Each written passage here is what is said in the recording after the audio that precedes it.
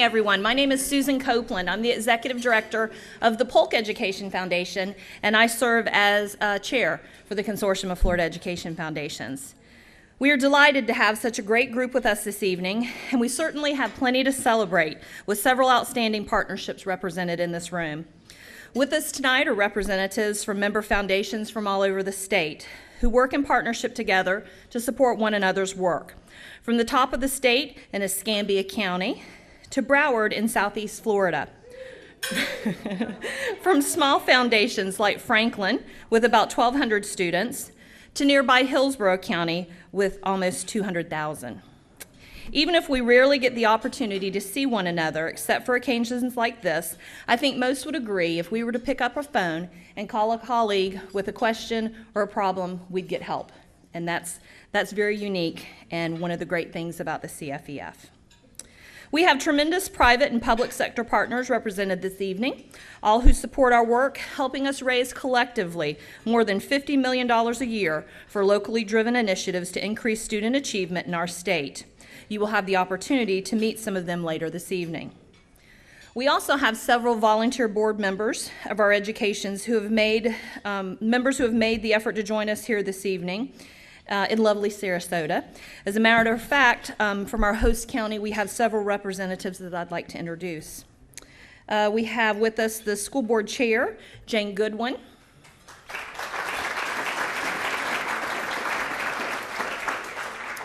On behalf of the superintendent, Lori White, I'm sorry, that's Jane who's here with that. And then Steve Cantese, who's the executive director of high schools, to say a few words. You gonna come up, Steve? You want to say anything, Steve? Well, I think I'm expected. Okay, all right.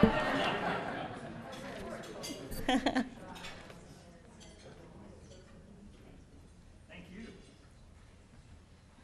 I didn't expect it to happen so early, so anyway, first of all, good evening to everybody, and I'm certainly proud and excited to be here this evening on behalf of our Education Foundation.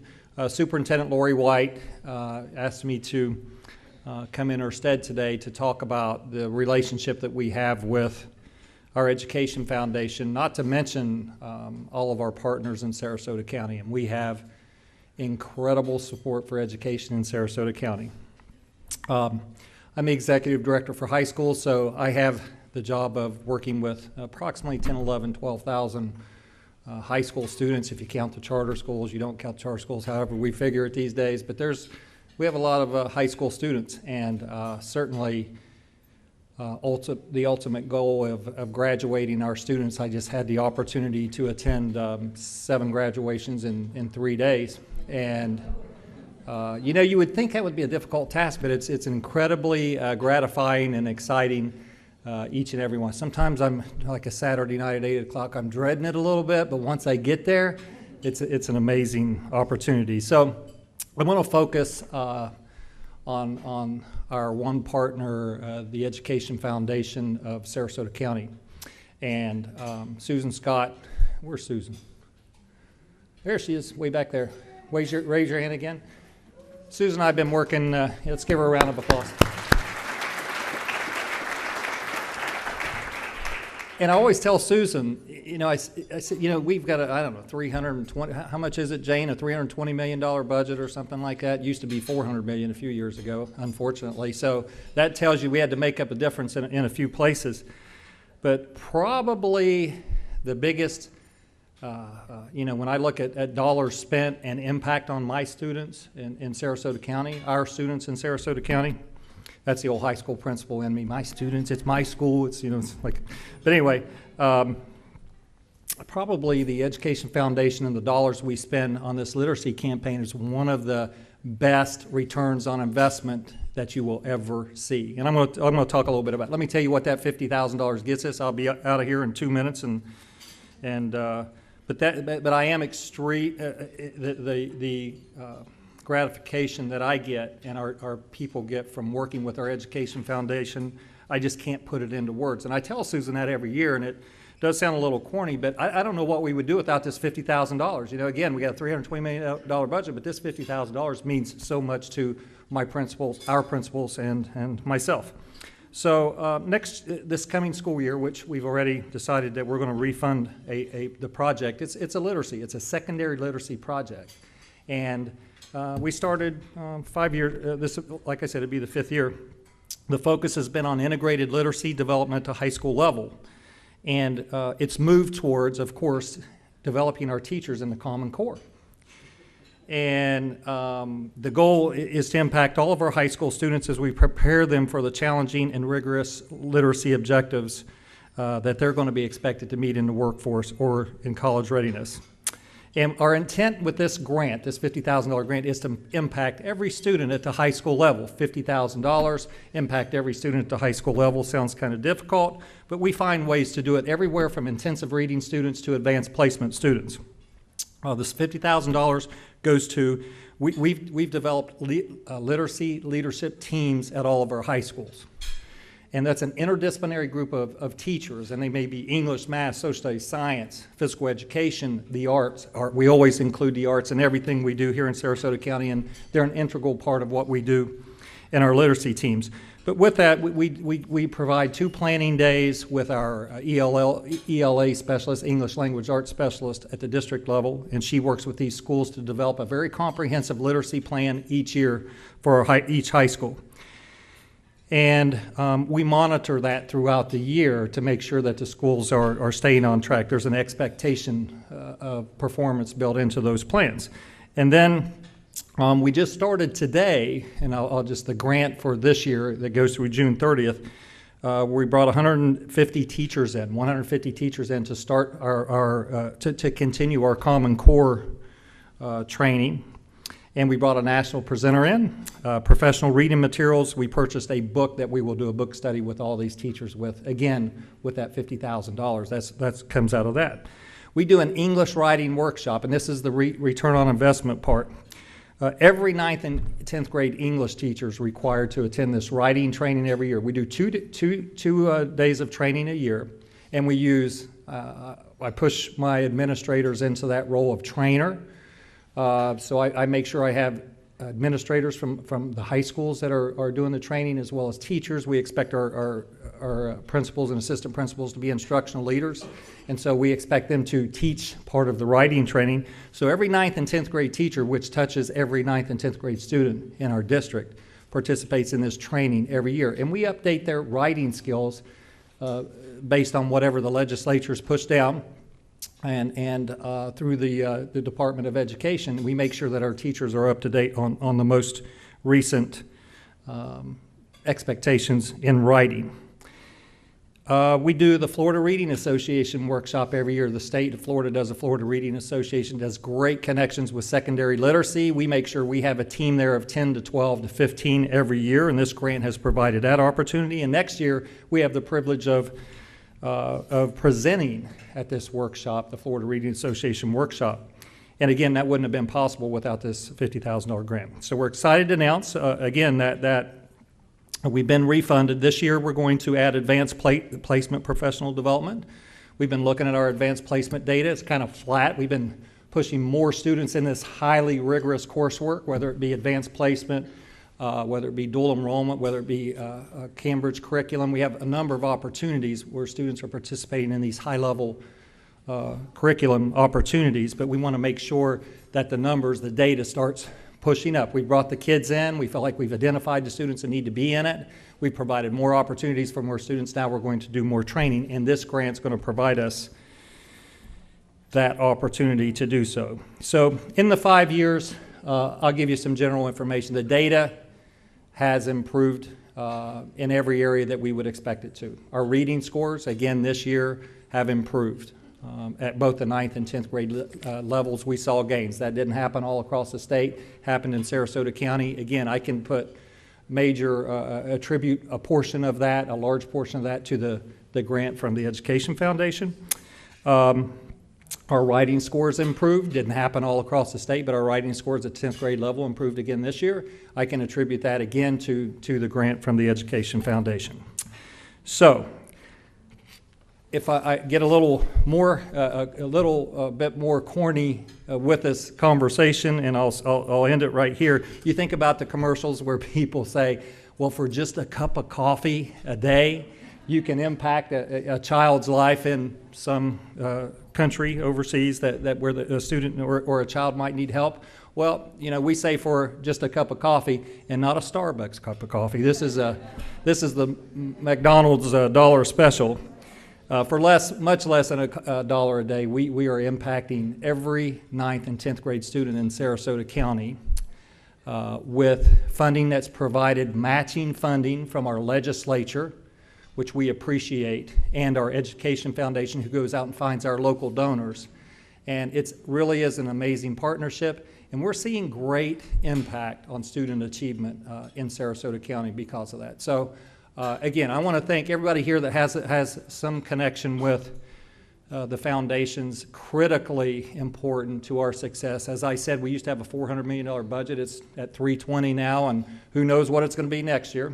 But at the same time, we found our way through this with the help of our foundation, our Education Foundation in the Writing and English Language Arts, as well as other partners that you're going to hear from, I think, tonight. In Sarasota County. We're very fortunate. I'm very passionate about this, and I thank everybody that's involved with these foundations. Thank you.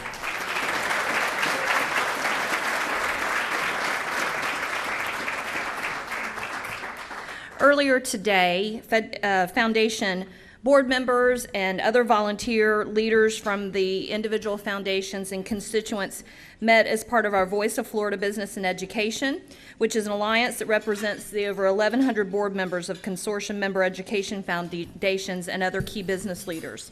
In addition to advocating for the work of our education foundations, these individuals are interested in facilitating a deeper understanding of the key policy issues surrounding public education in our state, and we just want to thank them for their work.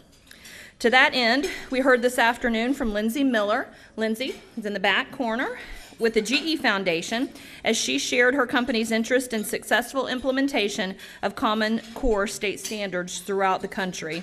And our group considered how we might forward communication and greater understanding around this important transition. Thank you, Lindsay, for making the trek from Louisville to be with us and for sharing your valuable nationwide perspective on this important transformation in K-12 education. So I'd just like to welcome you all again here. Thank you for being with us. If you haven't already started enjoying your salad, please do so, and we'll be back with you shortly. Thank you. I'm Mary Chance, President of the Consortium of Florida Education Foundations, and I want to resume with our program. We've got some great presentations and speakers for you this evening. I want to start with thanking the sponsors who made this evening possible and are sponsoring also the consortium's annual meeting tomorrow. And it's being held in conjunction, for those of you who don't know, with Association of Fundraising Professionals Planet Philanthropy Conference. So that's been our professional development strand for our members for the last couple of years. And a lot of our members have no professional development budget. So we have a sponsor who has stepped forward the last 3 years and provided a scholarship for the executive director or representative of our members who are interested in coming to that full conference to have that opportunity, and that is the Helios Education Foundation. Stacy Carlson.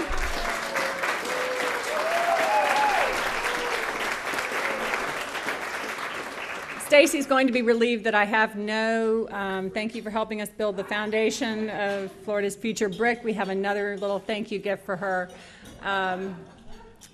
And I've commented before that, you know, Stacy used to be me in this role. My husband gets confused because he said, you go to these meetings, but then Stacy's there. And why is the person who used to do your job there? And it's that wonderful interplay that we've had with Helios the last several years.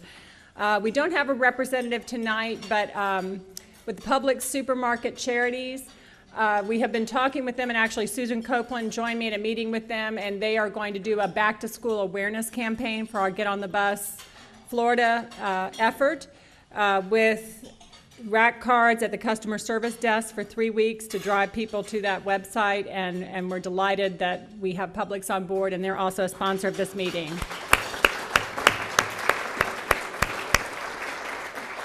Wells Fargo is a supporter of Florida's local education foundation movement to the tune of about $400,000 plus a year. Deborah Falk, if you could be recognized, representing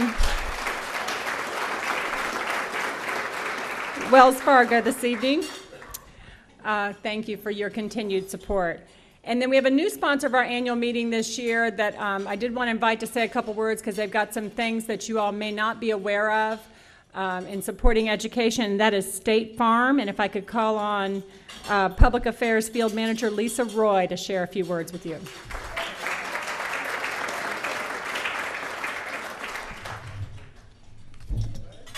Much better for me to get away from the podium so you all could see me. We really appreciate the opportunity to spend some time with you during this great event. And one of the things I wanted to mention and make sure as we talk through the sponsorships is, as a corporate citizen, State Farm, as well as the other great corporations, companies sponsoring this event, we are honored to be here this evening with you. And as Mary said, my name is Lisa Roy, Public Affairs Manager for State Farm in Florida. A couple of other folks I'd like to introduce just quickly is State Farm Agent George Quarterman with us tonight, and then Community Specialist Julie Smith is also with us tonight. Our Senior Vice President, Jim Thompson, very much wanted to be here today to share a personal message with you all. He was unable to make it, but I know he's actively serving on the Florida Education Foundation Board, working closely with Mary and so many other members to really dig into some of the education initiatives that are being worked on by the group. So he sends his best wishes and thanks you and is so very proud of the great work that you all are doing. So I wanted to be sure and share that with you. You know, at State Farm, it's our business to be like a good neighbor. You all know the jingle, right? I won't ask you to sing it. Yeah, can I get a hot tub? But it is our business to be like a good neighbor. And being a good neighbor is all about helping build safer, stronger, better educated communities. And we're able to accomplish that through our company grants. And that's focusing on 3 specific areas: safety, community development, and education. And for tonight's purpose, I wanted to touch just briefly on the education piece. You know, many times we get the question, why education? State Farm education? And I'm sure that the folks in this room know why. But we do get that question from time to time, why education? Well, for us it's simple. The workforce of tomorrow is being educated today. And when we look at businesses, industries, we need, whether it be sales associates, service specialists, suppliers, inventors, you name it. Bottom line, education is a workforce and economic issue. And it's not anymore just on a national landscape. It is actually, as I think you all are aware, a globally competitive reality. So we are very focused on education, and tonight we are happy to support education by partnering with the consortium of Florida Education Foundation, because we know that you all are making a difference in the lives of students across the state. So very important. Wanted to briefly touch on what our education initiative is in State Farm. We call it Education Excellence. And Education Excellence has a focus on K through 12 in public schools and in 3 specific areas. We've got our service learning with an emphasis on STEM. Our second initiative is also all about teacher development. And then thirdly, we have systemic improvement. And just recently, this year, State Farm partnered with the Florida Education Foundation to create 50 $1,000 teacher mini grants for STEM service learning projects throughout Florida. So it's exciting to see that the Sunshine State Scholars and their teachers given the opportunity to apply for grants, and we're excited to see the results of those efforts. And, you know, talking about our education involvement, those are our education excellence initiatives. Again, those three areas: service learning, systemic improvement, and teacher development. But one of the things that I wanted to add this evening was referencing back to the meeting that was earlier today. For those of you who were in that meeting, you'll recall there was a lot of great discussion on Common Core standards. You know, how do we become advocates? How do we get the business community involved? And one of the things I just wanted to share with you, still, you know, going through the thought processes here, but State Farm is a supporter of Common Core standards. And as we look at each particular state, is evaluating how best we can go at that to make it the most efficient and most effectively get that word out. So I just wanted to throw that in there. Now, one more thing I've got to add. I would be remiss if I didn't add another initiative that is focused on auto teen driving safety education. And that initiative is called Celebrate My Drive. Has anybody heard it yet? Lie. Yes. Awesome. Celebrate My Drive. The reason why I bring the initiative up tonight is because it's focused on bringing together teens, parents, and teachers together in a fun and positive environment to provide safe driving resources. So you'll hear more about Celebrate My Drive, but the reality is crashes are the #1 killer of teens in the country. You may have heard that, may not have heard that. It's a fact. Rather than us focusing on the crashed cars or the typically all too tragic stories that we see way too often, Celebrate My Drive is trying to take an approach of helping teens make those positive choices as they learn to drive. So trying to take that positive look at their rite of passage, if you'd say. And more information on Celebrate My Drive will be available, as well as our education initiatives. We do have some more information on that. And with regard to Celebrate My Drive, one thing I will say, if you remember CelebrateMyDrive.com, we are encouraging school administrators to sign up and get the high schools registered, because there is an opportunity for schools to win $100,000 and $25,000 grants. So that's always an incentive to get involved. But as I just referenced, on the back table, there's plenty of information, not only on our education incentive, education excellence initiative, but also Celebrate My Drive. Highly encourage you to go over there and take some information. We also have, as I mentioned earlier, community specialist Julie Smith. She's here tonight to answer any questions, and then we'll be on the agenda tomorrow for those returning, and we'll be speaking to our K-12 education initiatives as well. So with that, I will wrap it up and say, on behalf of State Farm and the great agents and employees that are working in the communities every day, I want to thank you for the opportunity for us to be here tonight with you. But most of all, and I can't underscore that enough, thank you so much for the great work, the outstanding work that you all are doing to really, really, really help ensure that our Florida students are receiving a quality education. So I want to say, give you all a hand of applause. Thank you all. Appreciate it. Thank you, Lisa. So there's a number of other partners who are represented this evening, and Tracy has our new and improved thank you to bring you. For the past 3 years, AT&T Florida has stepped up and helped us step into the STEM arena with STEM at Work. And if you've benefited, your students have benefited from a STEM at Work grant, go ahead and raise your hand. Altogether, and we have, in addition to John tonight, we have Matt Muccio and Margarita Castillon from Broward, who is our voice representative there. It's been the 3rd year of a $100,000 grant each year, and they have helped us provide firsthand workplace opportunities. Sorry, I've been cued to put this back in here. For students to understand how STEM curriculum actually translates into jobs, and that's critical. Those $2,000 grants per member are being used for transportation, for supplies, to help kids have those firsthand experiences. So big round of applause to AT&T.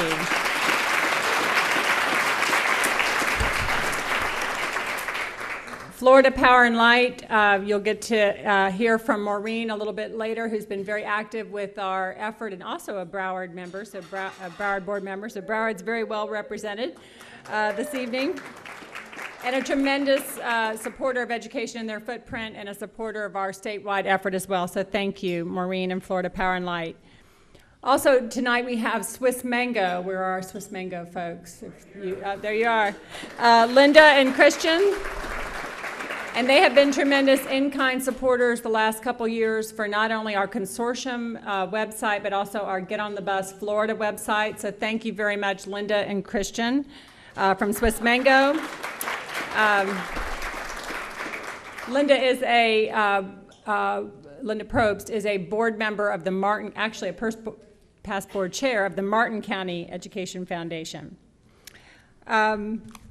So each year, and I'll ask Susan to join me up here, we do select a couple of partners who we want to honor as our outstanding partners of the year. And in addition to AT&T, who is a past recipient of this award, Wells Fargo, who's a past recipient of this award, the Belk Foundation, Progress Energy, now Duke Energy is a past recipient, Amscott Financial based in Tampa with their Just a Dollar campaign. Those are all past recipients. We have a few more folks tonight that'll be joining their ranks as outstanding partners who've been involved on the local level quite often and on the statewide level in supporting the Florida Education Foundations.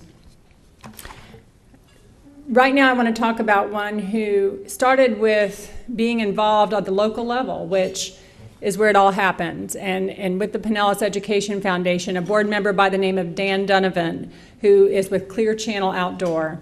And active supporters of that Pinellas Education Foundation. And when we said we want to help get out the word statewide on Get on the Bus Florida, and there's a little bookmark on your tables, to drive people to this website that Swiss Mango's created so that they could understand that local education foundations are a place to engage positively in K-12, volunteering, giving, donating, however they want to get involved. And so they stepped up in a big way. Dan not only bringing in Clear Channel's resources, but called in favors. And I told his colleague that I used to work in the advertising business, so I know what this means to call in your favors and your colleagues around the state.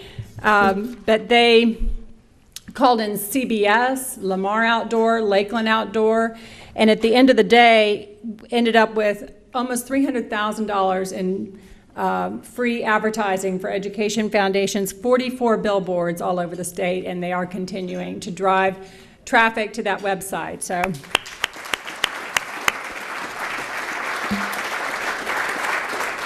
I understand Dan is at the Grand Canyon, I believe, right now with his family on vacation. So we have Clear Channel Outdoors Vice President of Sales, Mark Barbaro, to accept the award and say a few words.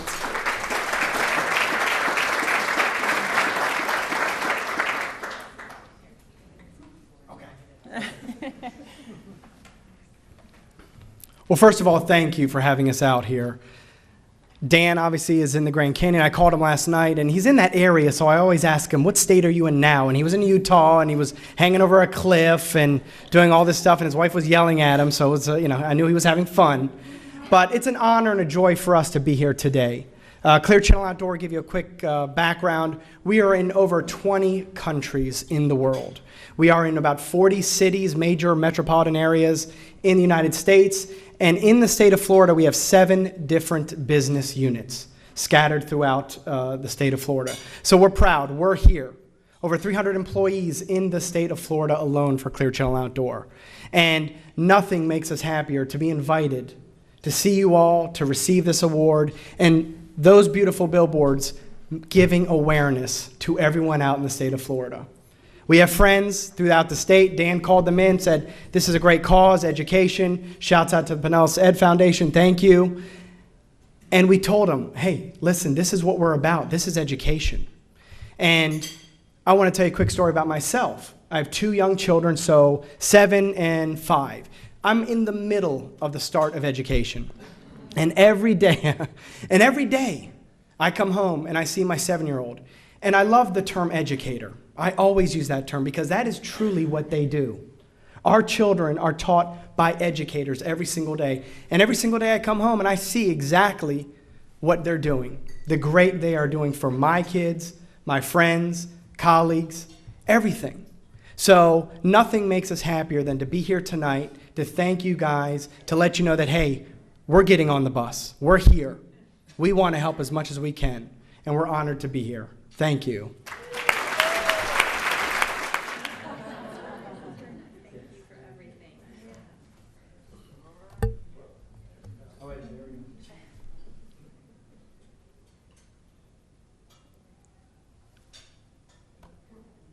Folks that I've only had phone contact with, and following AT&T's lead, they said yes to us in a blind grant application. How many people have been said yes to in a blind grant application?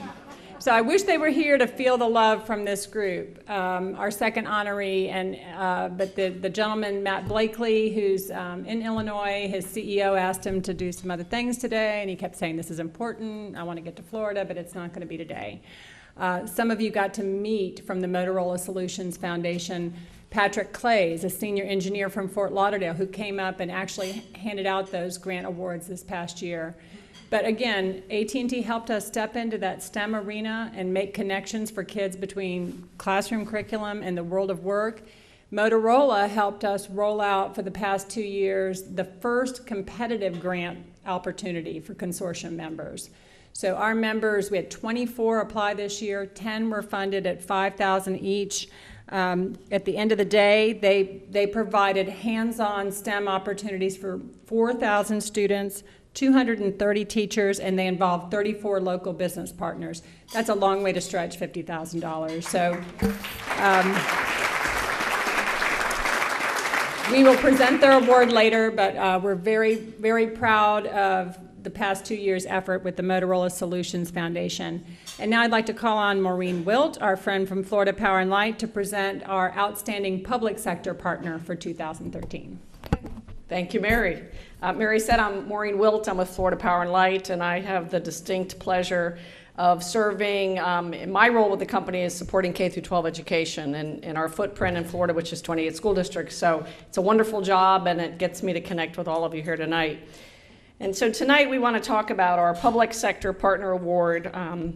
The foundation has a long history of support from public officials, local school board members, superintendents, State Department of Education leaders, our governor, and legislators throughout the state in both the House and the Senate.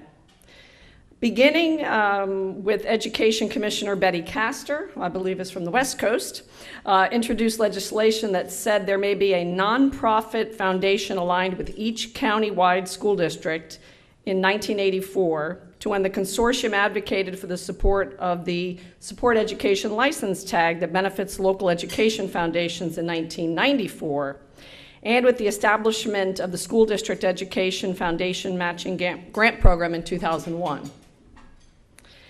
It's been a challenge, as we all know, we talked about that today, to hold on to this dollar-for-dollar match incentive from private sector contributions to support education over the last several years in very tremendous budget challenges and economic times. But we've been able to do so with strong support from local education foundations, the business community.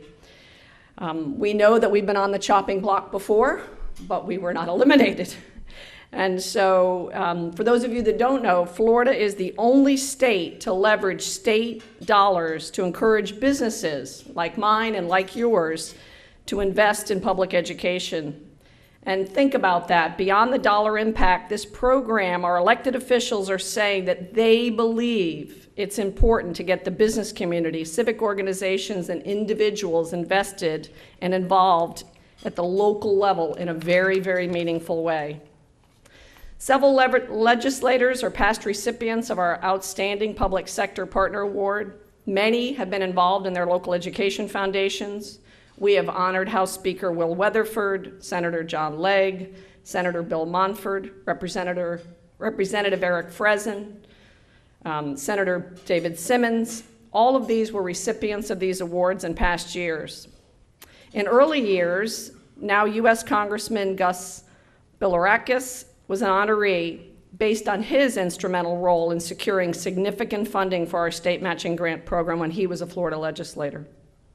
In 2013, our recipient that we're honoring tonight is no stranger to many of you in this room, because the Senate district is right here in our backyard, District 26, which is DeSoto County, Glades, Hardee, parts of Charlotte County, Highlands, Hillsborough, and Manatee counties. Senator Bill Galvano was first elected to the Florida House of Representatives for District 68 in 2002. He has served in a wide variety of leadership roles in the Florida House, and in the Senate he was chosen to serve this year as our chair of K-12 Education Appropriations.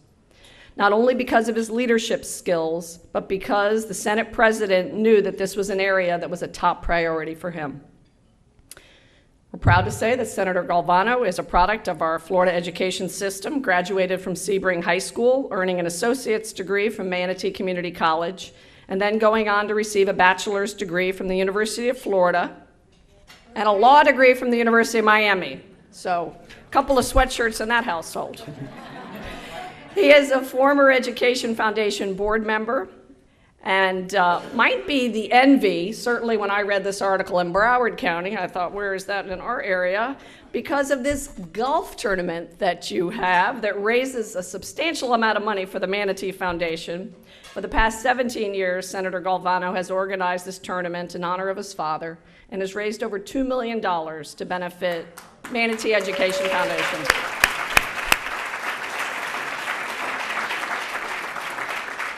The proceeds of this program are used for innovative teaching practices, which is a match-eligible area, we might add. So a good portion of these funds are doubled through our school district education matching grant program. Senator Galvano lives in Bradenton with his wife Julie and their 3 children who all attend Manatee Public Schools. Please join me in congratulating our 2013 outstanding partner, Senator Bill Galvano.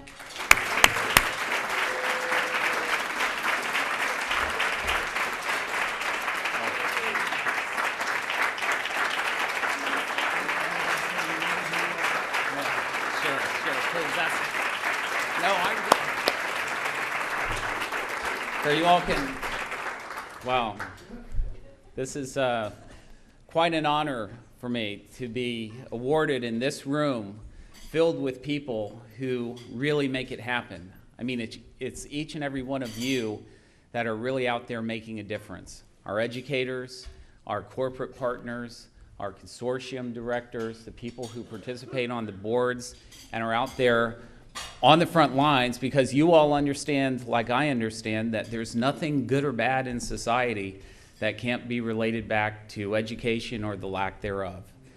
And I truly believe, as you do, that by supporting education, we support a bright future. By supporting education, we support economic opportunity. By not supporting education, we increase prison populations. By not supporting education, we increase despair. And so, you know, it's always been easy for me to understand that because of my father, who the golf tournament is named after. And I can tell you that he didn't have the opportunity for formal education. He was born in 1915 and was a teenager during the Depression, and so times were different then. But he instilled in me and my siblings the true understanding of the value of education. He used to say that if your mind is filled with knowledge, your heart will be filled with courage. And he would tell us, when you go to bed at night, ask yourself, have I learned something today? If you haven't learned something today, then perhaps you need to stay up a little bit longer and pull out a book and read. So it was easy for me and my family to become involved long before I got involved in politics. I mean, we were about, what, seven years in. Of course, it's a little easier to raise money now that I'm in the Senate, but but nonetheless, it's a continuing tradition. And when President Gates asked me to chair Education Appropriations this session, it's actually pre-K through the university system. I was thrilled because my oldest is getting ready to apply for college. No, but I was actually thrilled, but at the same time very, very eager to learn every facet of it and to bring to it what I could. But one thing I did know going in was that when the opportunity, which I knew was coming, arose to support the Education Foundation Consortium, that would be top on my list. And I was so pleased that we were able to get that into the budget.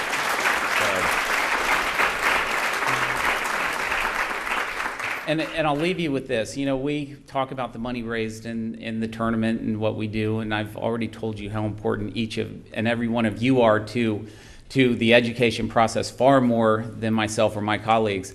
There are a couple of people I would like to recognize. One is the Executive Director of the Manatee Education Foundation, Mary Glass. Mary.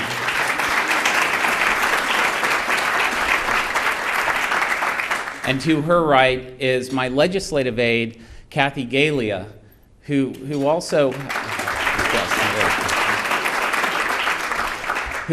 doubles as a committee co-chair with Mary on the tournament that we do for the foundation. And it could not happen without the work of these two outstanding ladies and many others who put in such great time and effort. And so before I sit down, though, I have to also ask my lovely wife, Julie, who we met in public school in 2nd grade, Pomasola Elementary School.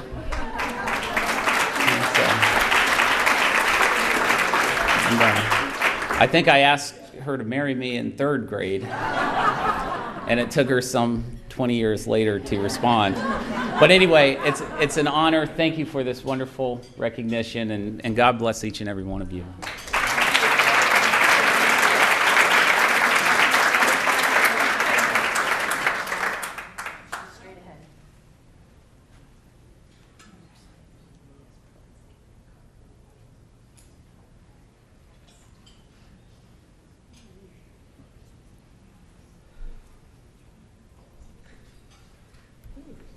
Senator, before you sit down, on behalf of the group, I have to say, well, first of all, I'm Donna Luters from St. Johns County and chair-elect for the consortium, but I have to say, you are our hero in the Capitol.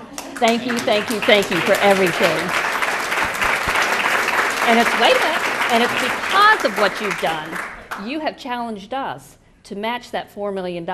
And so we are all going to work very hard this summer in getting that money so that we can have innovative classroom projects and really make you guys proud of what we do. So, on that behalf, I'd like to give you this photo. And this is actually a teacher in the classroom in Collier County on a prize patrol. And she was surprised to get the grant money. And we know that you don't have time anymore to really go into the classrooms like you'd like to. So please put this in your office. I will. As a token. In the Capitol. Yes. To say thank you very, very much. Thank you very much. Thank you. Really appreciate it. Thank you all. And now it is my pleasure to introduce Deborah Falk with Wells Fargo, who will introduce our keynote speaker. Good evening. What an honor I have today, and thank you very much. It's my great pleasure and again honor to introduce Florida's 2013 Department of Education and Macy's Teacher of the Year, Alex Lope. Alex is nearing the end of his year as our state's Krista McCullough Ambassador for Education, and he has spent this year traveling extensively throughout Florida as an advocate and goodwill ambassador for education. He has also had the opportunity to interact with Teacher of the Year honorees from throughout the U.S., and I'm certain he now has a new perspective on the teaching profession to share with us this evening. Alex was born and raised in Brazil and is fluent in Portuguese as well as Spanish. He is a national board certified teacher, holds a master's degree in education from the University of Miami, and is currently pursuing a doctoral degree at Florida International University. For 8 years, Alex taught, I love this part, he taught pre-kindergarten students with and without disabilities in Miami-Dade, where he used his experience as an English language learner to provide a culturally and linguistically responsive education to his diverse group of students. Please join me in a warm welcome to Florida's 2013 Teacher of the Year, Alex Lope.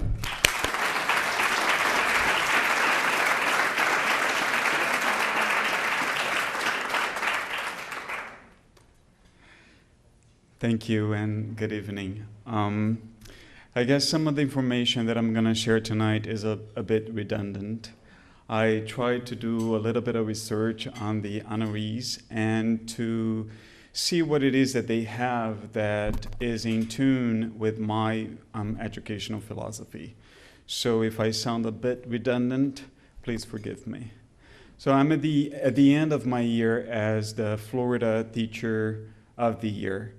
And the memory of that evening in Orlando about a year ago when I was named the 2013 Macy's Florida Department of Education Teacher of the Year is still, and I think forever will be vivid in my memory. A beautiful evening in which not only me, but my fellow teachers were recognized, and an evening that would not be possible without the support of the Florida Education Foundation and one of its business partners, the Macy's Foundation. During my year as the Crystal McAuliffe Ambassador for Education in the state of Florida, I had the pleasure to attend several District Teacher of the Year events. Once again, celebrations of teaching excellence that would not have been possible without the support of education foundations and their business partners. I had the pleasure to attend the Hernando County Teacher of the Year celebration sponsored by the Hernando County Education Foundation. I also attended the Lake County Teacher of the Year celebration, which was sponsored by the Education Foundation of Lake County, and the Columbia County Teacher of the Year celebration, also sponsored by the Columbia County Education Foundation and its business partners. So the same way you recognized my peers and I throughout the year, I am here today to recognize you and to thank you for all that you do. In the words of the Hernando County Education Foundation, education foundations seek out financial support to meet the unfunded needs of public education. Well, the unfunded needs of public education are many nowadays. Therefore, the work that education foundations do and the support that they receive from their business partners is more than ever valued, needed, and appreciated. In times when public education has so many unfunded needs, it is extremely valuable to have an ally in the legislature. The Consortium of Florida Education Foundations has one such ally. Senator Bill Galvano has the Senate Education Appropriations Chairman has advocated for the consortium in his K through 12 committee's budget. He has also raised, just this year alone, more than $300,000 for the Manatee Education Foundation through the 17th annual Phil Galvano Classic. Up until recently, I didn't know much about budgets. I naively thought that the person in charge could simply take it from A and give it to B as needed. Well, the truth is that almost every portion of a budget is spoken for. And there is only a minute percentage of a budget with which one can jiggle. When I learned the reality concerning budgets, I was taken back to a trip that I took to Jerusalem and a visit that I paid to the Church of the Holy Sepulchre. The Church of the Holy Sepulchre is shared by several religious institutions. The Eastern Orthodox, the Armenian Orthodox, and the Roman Catholic have the lion's share. The Coptic Orthodox, the Ethiopian Orthodox, and the Syriac Orthodox share other minor areas of the building. So each area of this church, each one of these religious institutions has acquired rights to specific areas of the Church of the Holy Sepulchre. And some other areas remain common grounds. The current status quo has been in place since 1853.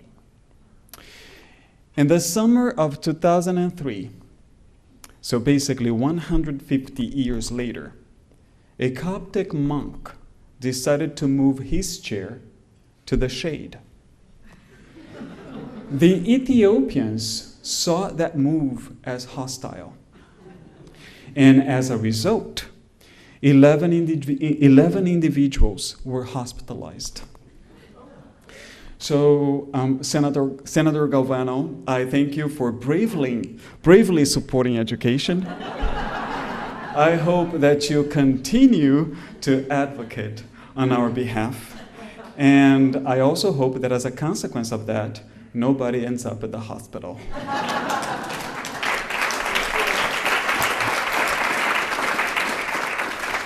So to seek financial support to meet the unfunded needs of public education is extremely important.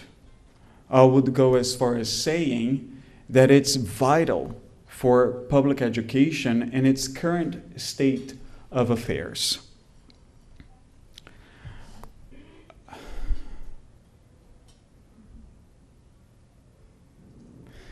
That's what happens when you try not to use notes. That it's also vital for education in its current state of affairs. But after we find that financial support, it's important for us to make sure that that support finds its way to where it's mostly needed. Furthermore, it's also extremely essential that we make certain that it's used in a productive and sustainable manner. A good example of financial support to follow is the one implemented by the Motorola Solutions Foundation.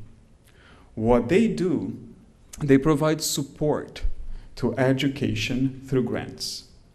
And then they make sure that that support finds its way where it's mostly needed by placing priority on certain programs, such as programs that focus on girls and underrepresented minorities, or on programs that have demonstrated the ability to move students through the pipeline through more advanced science, technology, engineering, and mathematics, education, and careers. Furthermore, they make certain that those financial supports are being used in a sustainable and productive manner by creating partnerships between their grantees and their own employees. When I was reading about the programs favored by the Motorola Solutions Foundation, the programs that focused on girls and underrepresented minorities and programs that focused on institutions that had demonstrated the ability to move students through the pipeline through more advanced STEM careers or education were not the only ones listed there. I chose to mention those programs tonight because they struck a couple of chords with me.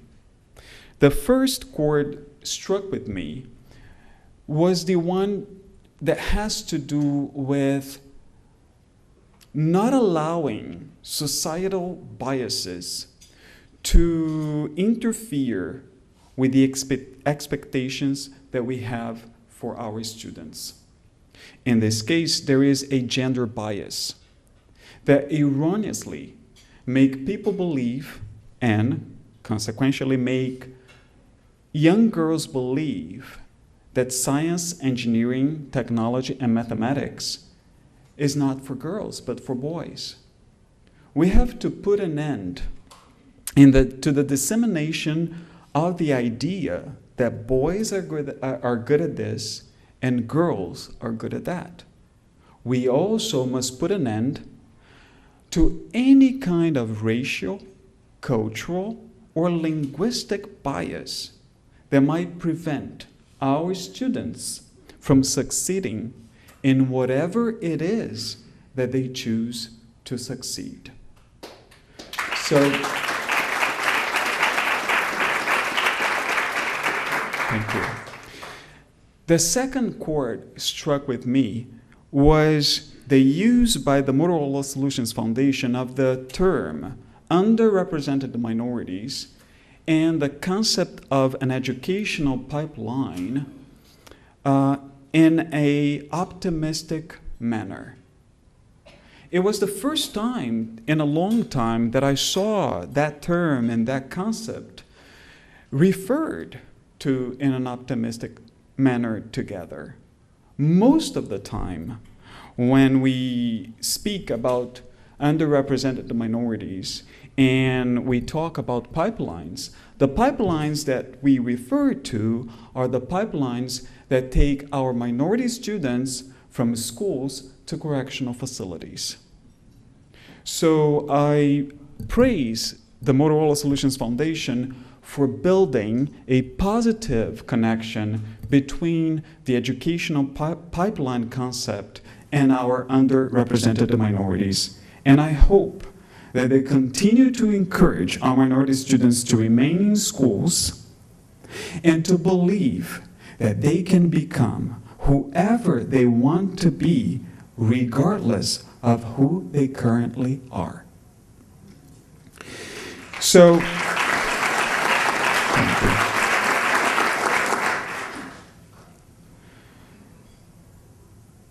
So to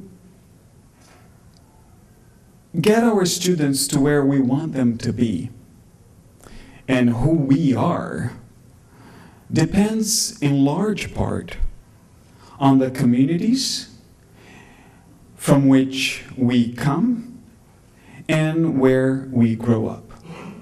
If we want our students to make progress, we cannot forget about their communities and about their families.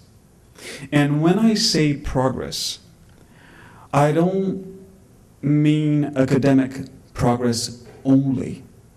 I'm also talking about the holistic development of our children. And if we really want them to make this overall, this holistic progress, we have to reach out to our communities. Clear Channel Outdoor has helped us reach out to the families and communities of our students. They have given the consortium 26, and I believe it's 26, no-cost billboards. In the words of Jessica King, who is the Director of Community Engagement for Clear Channel, she says that at Clear Channel, we believe that it is our responsibility to address some of the serious challenges facing the communities the local communities in which we live and work, and to use our reach to promote action. So some of the serious issues, one of the serious issues being addressed by Clear Channel is the one that concerns childhood obesity. The Ad Council, which is one of the largest producers of national public service campaigns in the US, and Clear Channel Communities, which is the community engagement brand of Clear Channel, joined forces and they launched Healthy Habits, which is a program that was designed to address childhood obesity and to promote We Can. And We Can, it stands for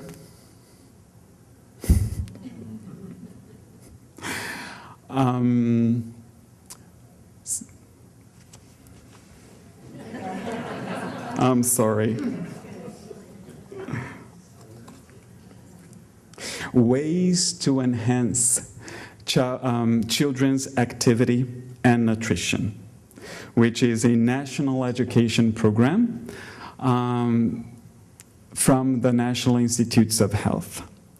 So I commend the Clear Channel for, and as their director of community services said, using their reach to produce action.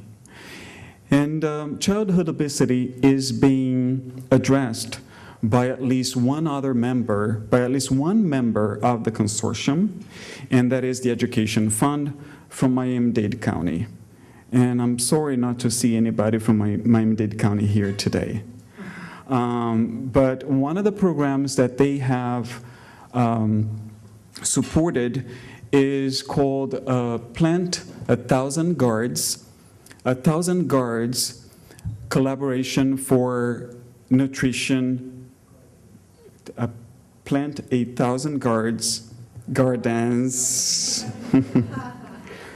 Plant 1,000 Gardens Collaborative Nutrition Initiative, which uses edible gardens as outdoor learning laboratories to instill in children the desire to eat vegetables, the knowledge to reduce the intake of unhealthy foods, and the love for learning in all subjects.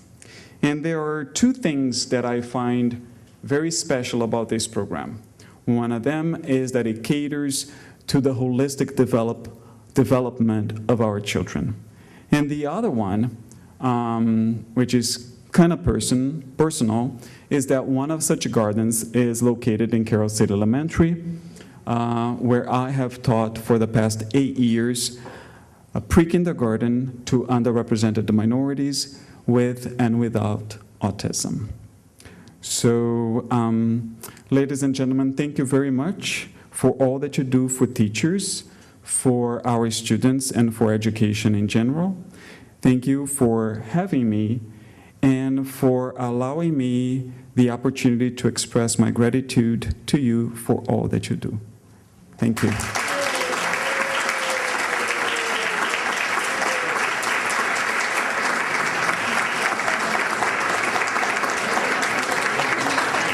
Yeah. Alex, could you come back up? Okay, so our friend Jack had a question for you before you get to leave. Jack, your question? Alex, prepared remarks that were beautifully delivered, but I have a spontaneous question. Okay. I'm Jack Levine. My son is now in his 4th year of teaching pre-K. Okay. And I see, because of this great introduction, that you have experience with young children. Alex, what is your passion for knowing about young children and teaching them? But most important, how do we get more men to teach early childhood development? Because we know that 1/3 of our children do not have positive male role models in their lives. Would you please take the microphone? Well, I think that one of the things that needs to be changed, and I was not going to address this, but the only person that came to the mic tonight that put the P in front of the K was Senator Galvano. Nobody else did that. So that's one thing that we really need to address. It's not simply K through 12. It's pre-K through 12. And I think that the early years are the perfect opportunity for us to close the achievement gap that exists between our minority students and their majority counterparts. And so that once they enter kindergarten, the educational field is leveled and they are all ready to learn. I love what I do. I assume that I do it well. There is a lot of instruction that goes on. I like that it's an inclusive environment for students with and without autism. I like to see the compromise that takes place in my classroom, the students with autism trying to compensate for their differences, and the students without autism compromising in accepting their peers with their differences. And I think that if we start when they're really, really young, later on, teachers are not going to have any issues with inclusion because your students become your partners. In my classroom, everything that I teach to all of my students, regardless of the fact it doesn't matter if they have autism or not. I have to make the environment very consistent, especially for my students with autism. So I teach the social skills curriculum to all of my students, the academics to all of my students, the emotional curriculum to all of my students. And what I do see whenever my students move on to later, to more advanced grades, I realize that my typically developing students, who we sometimes call role models, they're the ones helping their teachers. They have developed so much empathy for the other and so much responsibility that it makes it easier for teachers to have students with disabilities in their classrooms. Now, if you never expose children to diversity, then it becomes a challenge. When I was in Washington, Dr. Joe Biden invited the 4 finalists to the White House and for an educational roundtable. And I was among them, and they asked, one of the questions that they asked us was, what would you tell parents? What would you ask parents to do in order to make your work easier? And my answer was, expose your children to diversity.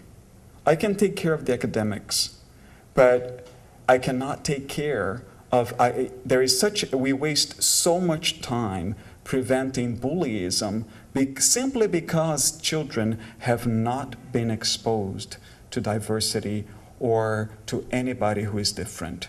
So that's one thing to do. And in order to get males, and I wouldn't say just early childhood education in general. Well, I'm at the end of my years, so I guess I can be a little incorrect. This is our profession is extremely underpaid.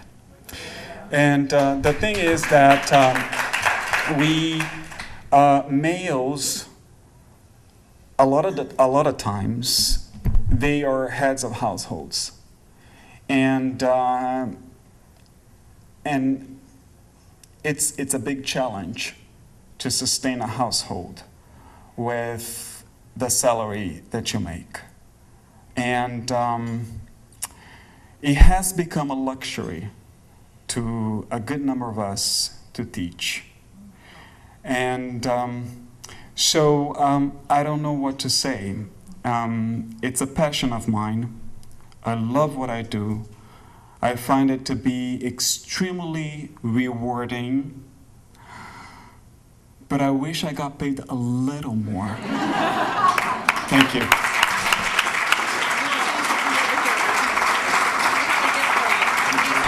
So we've got a thank you here. Another project from the Education Fund of Miami-Dade is their city post-secondary success program, helping kids sort of think beyond high school and creating a college-going culture in schools that do not currently have one, and they've had tremendous success, so that is a Miami-Dade picture for you to take back with you. I want to share with you just personally that last couple of years I've gotten to go to the Teacher of the Year event at Hard Rock Cafe and Macy's, and it's quite the production, and some of you have probably been there before. And the 5 finalists have tables much like we have that their family members and their guests get to sit at. And then the 5 finalists are on the stage at Hard Rock Cafe, and they make the announcement live. And I don't know why, but I had a line of sight to your family and your dad from Brazil. And watching the pride on his face at the profession you have chosen was quite evident. I will tell you that our current Teacher of the Year is the first in Florida who is a non-English speaker and the first pre-K Teacher of the Year. So congratulations again.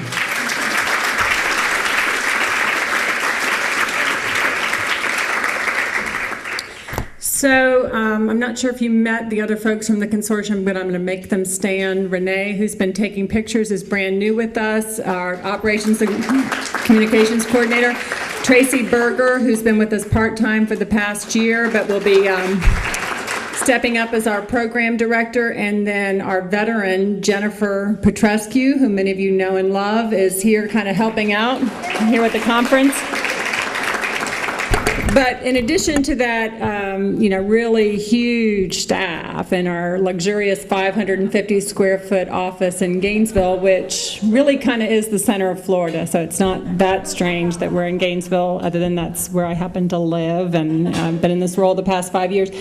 But we rely on our executive directors and sometimes their board members through our voice and through other efforts, and their staff members if they're fortunate enough to have staff, because a lot of our members in small rural areas are completely volunteer driven. We ask them to serve on committees: legislative, public relations, professional development, and we have a number of folks who've stepped up and have done that, and we ask them every year to serve on a committee. And we have an executive committee who is elected by their peers, and we're coming to the end of our 2-year term. And if you can imagine, an executive committee, so there's 3 officers and then 5 members at large, driven by executive directors who are overworked, got their day job priorities, stretched in multiple areas. Trying to pull all those people together to sort of have a vision for our statewide effort is not an easy task. So I'd like to ask our executive committee members to please rise if you're here today. If you could please stand.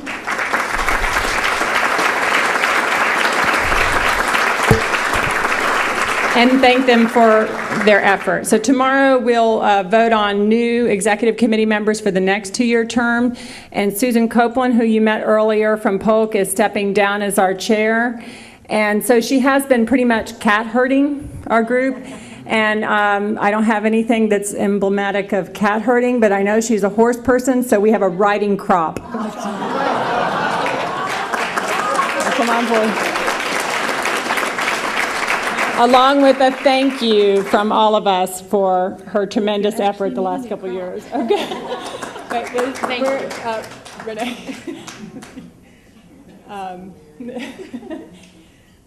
Here we go. Okay. Thank you. So, thank you all so much for being here. I'll tell you one more thing about our Teacher of the Year. When he was surprised and honored last year, his natural response, I'm thinking because you sing to some of your nonverbal students, was to burst into song. So he's going to sort of be out on the balcony after dinner, and I'm just kidding. If you want to hang out with him and ask him what he's saying, please enjoy that. Enjoy your dessert. Enjoy our company. Our consortium members, we start bright and early at 8:30 in Armand. Is it St. Armand? 1 and 2 over here where the Planet Philanthropy meetings were. We've got a great action-packed day. And thank you all so much for being here.